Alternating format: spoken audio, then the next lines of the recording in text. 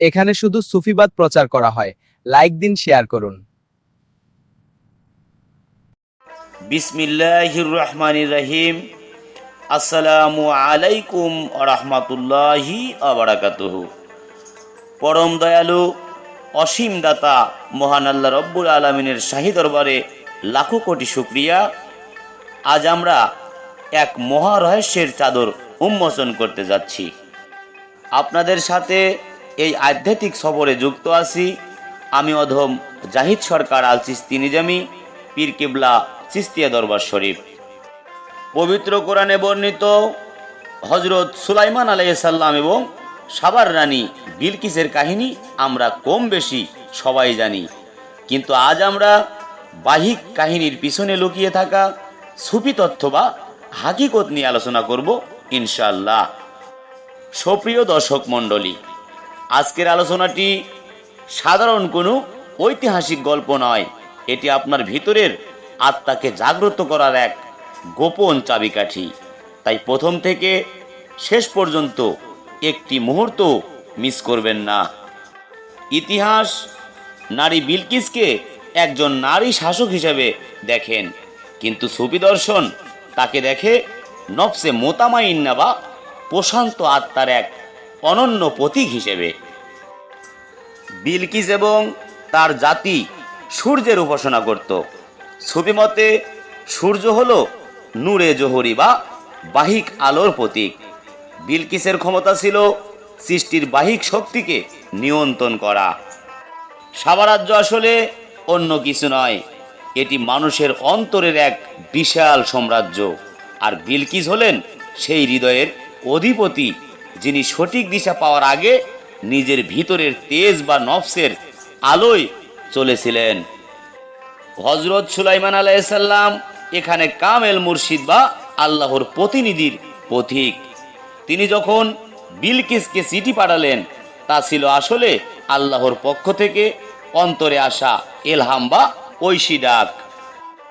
সুফি তত্ত্বে হুদহুদ পাখি হলো খাতিল বা ভিতরের সেই আধ্যাত্মিক বিবেক, যা মানুষকে সত্যের সন্ধান দেয় এবং কামেল পীরের দরবারে পৌঁছানোর পথ দেখায়। বিলকিস যখন হজরত সুলাইমান আলাইহিস সালামের চিঠি পেলেন, তখন যুদ্ধ না করে উপহার পাঠালেন। সুফি সাধকরা বলেন এটি ছিল নফসের আত্মসমর্পণ করার প্রথম ধাপ। হজরত সুলাইমান আলাইহিস সালাম দুনিয়াবি উপহার প্রত্যাখ্যান করলেন।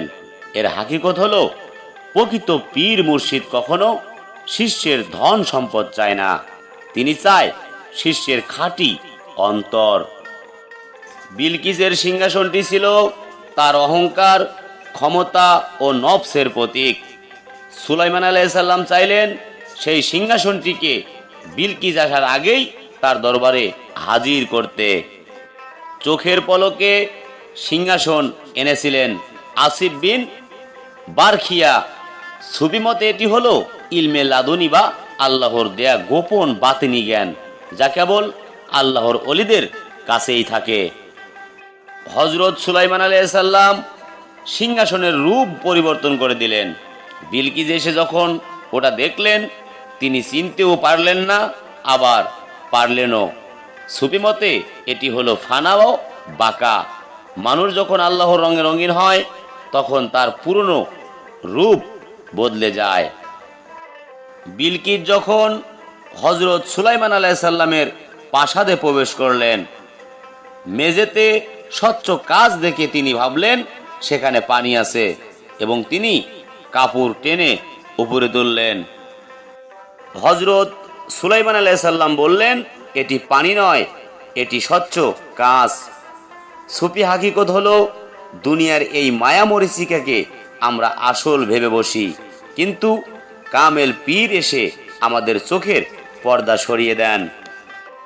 যখন বিলকিস সত্যের দেখা পেলেন, তিনি বললেন, হে আমার রব, আমি নিজের উপর জুলুম করেছিলাম।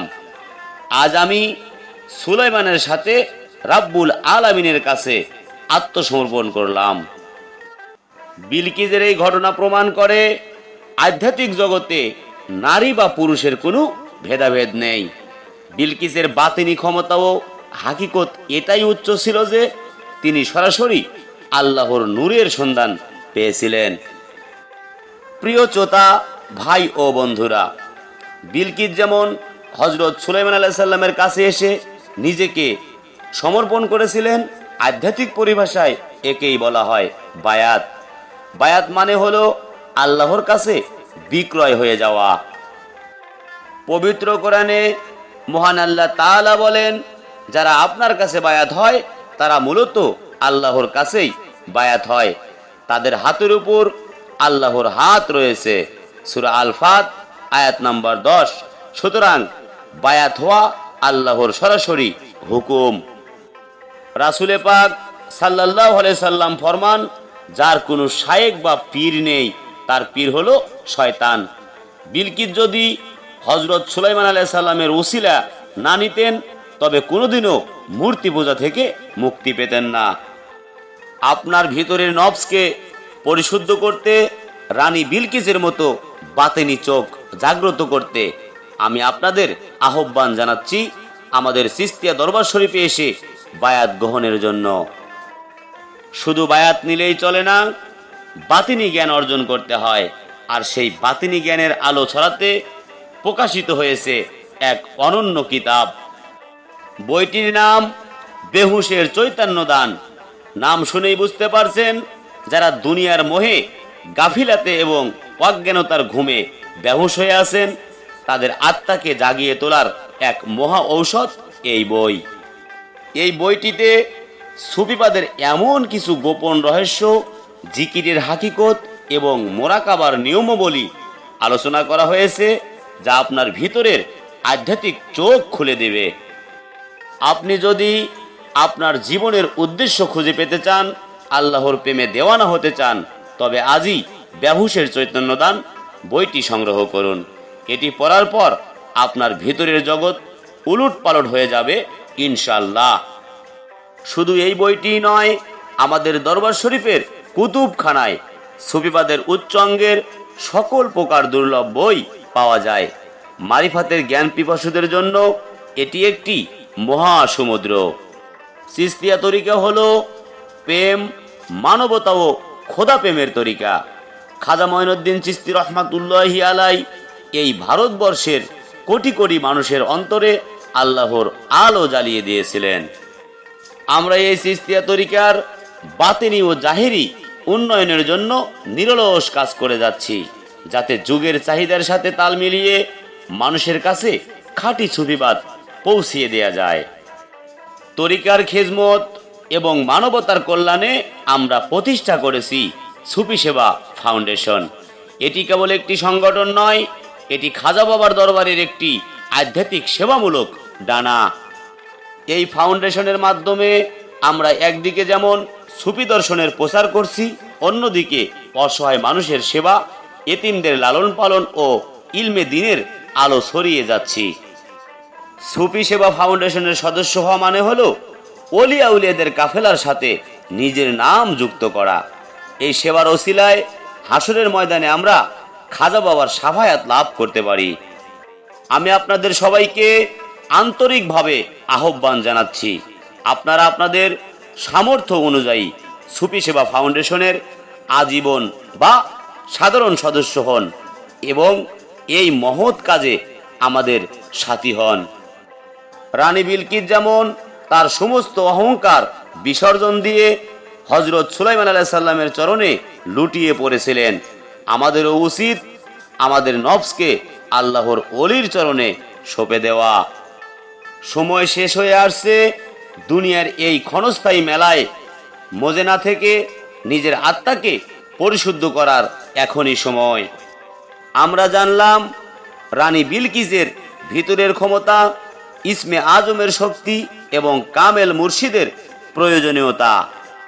এতক্ষণ ধরে যারা গভীর মনোযোগ দিয়ে এই মারিফাতি আলোচনা শুনলেন, আল্লাহ আপনাদের অন্তরে বিলকিসের মতো হাকিকতের নূর দান করুন।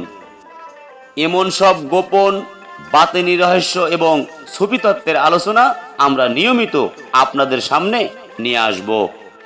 এই আধ্যাত্মিক আলো প্রতিনিয়ত পেতে যুক্ত থাকুন আমাদের অফিসিয়াল ইউটিউব চ্যানেল জাহিদ সরকার আল চিস্তি নিজামীর সাথে।